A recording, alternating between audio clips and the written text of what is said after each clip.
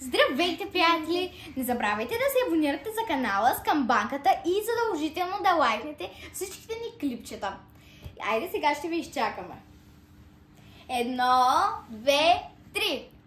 Видеото започва. Днес е 17 декември. И това са нашите любими чайчета, които винаги го хаят прекрасно. Аз винаги като си ги взимам и буквално мирише уникално. Днеска е 17 декември и ето го чайчето на 17 декември. Сега ще ви кажа с какво е. Чай, маточина и лимонова трева. Майко да е написано между мъдръщето. Така, сега преминаваме към нашите сладки. Белка, давай сладките.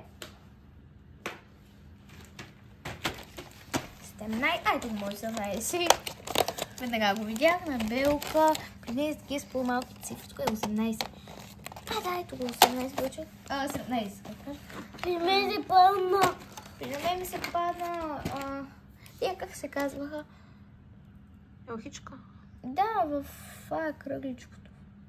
Сфера. Фез. Така.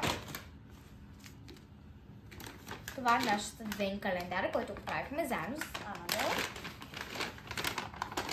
Първото нещо е за Анабел. И това са нейните... Да, тази Анабелка я правила отново. Ето това са нейните фибишки, тя обожава такива.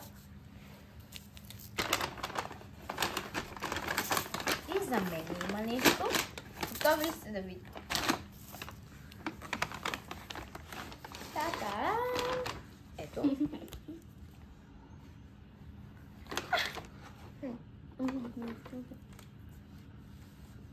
Тук е след. Ето, аз да я просто ги обожавам.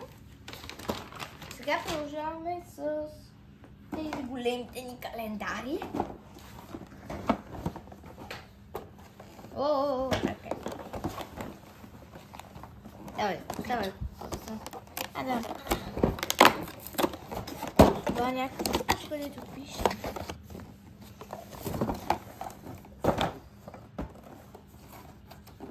Пиана за ванна. Интересно. Сега и на Анабел календара. Ето го.